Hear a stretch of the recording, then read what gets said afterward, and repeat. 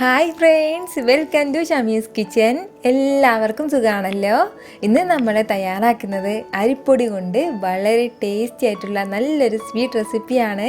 അപ്പോൾ വീഡിയോയിലേക്ക് പോകുന്നതിന് മുന്നേ നമ്മുടെ ഷമീസ് കിച്ചൻ ചാനൽ ഇതുവരെയും സബ്സ്ക്രൈബ് ചെയ്യാത്തവരുണ്ടെങ്കിൽ, അല്ലെങ്കിൽ ഇതാദ്യമായിട്ടാണ് കാണുന്നതെങ്കിൽ പ്ലീസ് ഒന്ന് സബ്സ്ക്രൈബ് ചെയ്തേക്കണേ.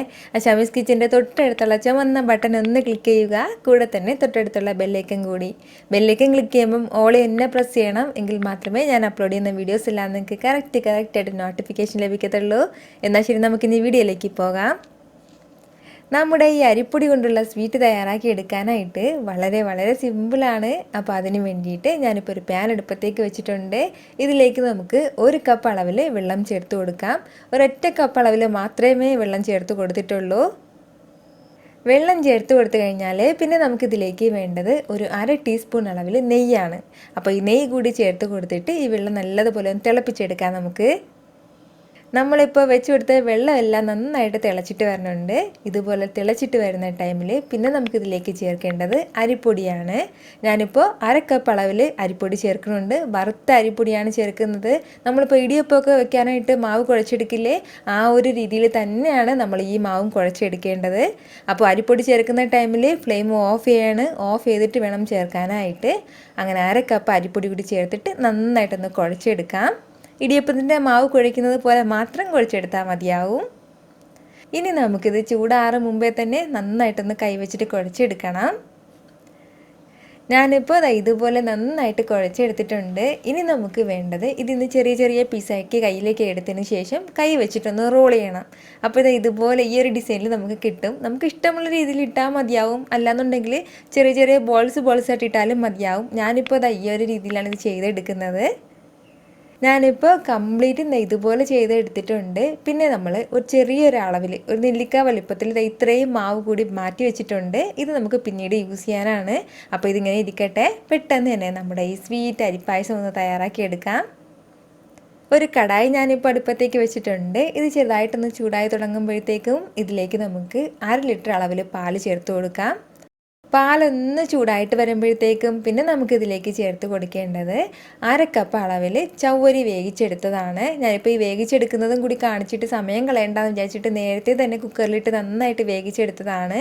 ഞാനിപ്പോൾ ഒരു 1/2 കപ്പ് അളവിലാണ് ചവ്വരി എടുത്തിട്ടുള്ളത്. അത് നല്ലതുപോലെ വേവിച്ചെടുത്തിട്ടുണ്ട്. അപ്പോൾ അതുകൂടി നമുക്കിതിൻ്റെ കൂടെ ചേർക്കാം.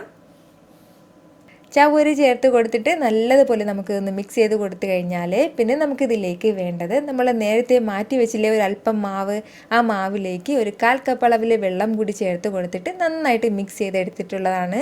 നമ്മൾ ഇത് ചേർക്കുന്നത് എന്തിനെന്ന് വെച്ചാൽ നമ്മുടെ ഈ പായസത്തിന് നല്ലൊരു തിക്നെസ് കിട്ടാൻ വേണ്ടിയിട്ടാണ് നമ്മൾ ഈ അരിപ്പൊടി ചേർക്കുന്നത്. നമ്മളിപ്പോൾ നേരത്തെ കുഴച്ച് വെച്ച മാവല്ലേ ഇപ്പോൾ ഇതിലേക്ക് ചേർക്കുന്നത്. ഇങ്ങനെ അല്ലാതെ നമ്മൾ സാധാരണ നേരിട്ട് തന്നെ അരിപ്പൊടി ചേർത്താലും മതിയാവും. 1 ടേബിൾ സ്പൂൺ അരിപ്പൊടി ചേർക്കുമ്പോഴത്തേക്കും നല്ലതുപോലെ തിക്കായിട്ട് കിട്ടും നമുക്കിത്. ഇതെല്ലാം കൂടി നമുക്ക് നന്നായിട്ടൊന്ന് മിക്സ് ചെയ്ത് കൊടുക്കാം. അതിനുശേഷം ഈ പാല് വീണ്ടും ഒന്ന് ചൂടായിട്ട് തിളച്ചിട്ട് വരണം. തിളച്ച് കഴിയുമ്പോഴത്തേക്കും പിന്നെ നമുക്കിതിലേക്ക് ചേർക്കേണ്ടത് ഏലക്ക പൊടിച്ചതാണ്. ഞാനിപ്പോൾ 1/2 ടീസ്പൂൺ അളവിൽ ഏലക്ക പൊടിച്ചത് ചേർക്കുകയാണ്. അപ്പോൾ ഏലക്കയുടെ നല്ലൊരു മണം എല്ലാം ഉണ്ടാകും.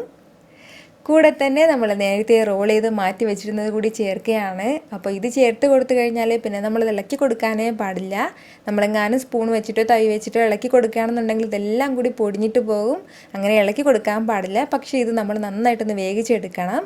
അതിന് നമ്മൾ ഒരു 2-3 മിനിറ്റ് ഇതൊന്ന് അടച്ച് വെച്ച് വേവിച്ചെടുത്താൽ മാത്രം മതിയാവും. ലോ ഫ്ലെയിമിൽ വെച്ചിട്ട്, മീഡിയം ഫ്ലെയിമിൽ വെക്കരുതെങ്കിൽ പിന്നെ പാല് പൊങ്ങിക്കളയും. അതിൻ്റെ പേരിൽ ലോ ഫ്ലെയിമിൽ വെച്ച് കൊടുത്തിട്ട് നല്ലതുപോലെ ഒന്ന് വേവിച്ചെടുത്താൽ മാത്രം മതിയാവും. ഇതിപ്പോൾ ഏകദേശം ഒരു 3-4 മിനിറ്റോളം കഴിഞ്ഞിട്ടുണ്ട്. ഇനി നമുക്കിത് തുറന്ന് നോക്കാം. നമ്മൾ ഇതുവരെയും നമ്മുടെ സ്വീറ്റിന് ആവശ്യമായിട്ടുള്ള മധുരം ഒന്നും ചേർത്ത് കൊടുത്തിട്ടില്ല. ഈ ഒരു സ്റ്റേജിലാകുമ്പോഴാണ് നമ്മൾ മധുരം ചേർത്ത് കൊടുക്കുന്നത്. ഞാനിപ്പോൾ ഒരു 200 ഗ്രാം അളവിൽ ശർക്കര എടുത്തിട്ടുണ്ട്. ശർക്കര പൊടിയാണ് എടുത്തിട്ടുള്ളത്.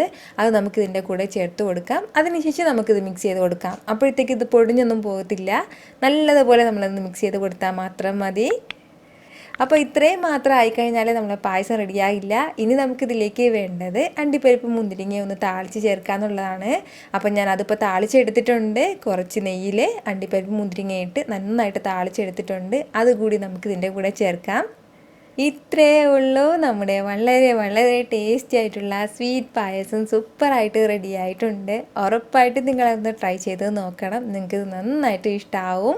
അപ്പോൾ ഓണത്തിന് പായസമൊക്കെ തയ്യാറാക്കുമ്പോഴത്തേക്ക് നിങ്ങളിതൊന്ന് ട്രൈ ചെയ്ത് നോക്കണം. അല്ലാന്നുണ്ടെങ്കിൽ നിങ്ങൾക്ക് എപ്പോഴെങ്കിലും സ്വീറ്റൊക്കെ തയ്യാറാക്കണമെന്ന് തോന്നുമ്പോൾ നിങ്ങളത് ട്രൈ ചെയ്ത് നോക്കണം. സിമ്പിളായിട്ട് നമുക്ക് ഇതുപോലെ തയ്യാറാക്കി എടുക്കാവുന്നതേ ഉള്ളൂ. ഇതിൽ പക്ഷേ ഇപ്പോൾ ഒരുപാട് മധുരം ഉണ്ടാവില്ല, കുറച്ച് മധുരമേ ഉണ്ടാവുള്ളൂ. മധുരം നമ്മുടെ ഇഷ്ടത്തിനനുസരിച്ചിട്ട് ചേർത്താൽ മതിയാവും. നമുക്ക് ഇച്ചിരി മധുരം കൂടുതൽ വേണമെന്നുണ്ടെങ്കിൽ അതിനനുസരിച്ചിട്ട് ശർക്കര കൂടുതൽ ചേർക്കണം.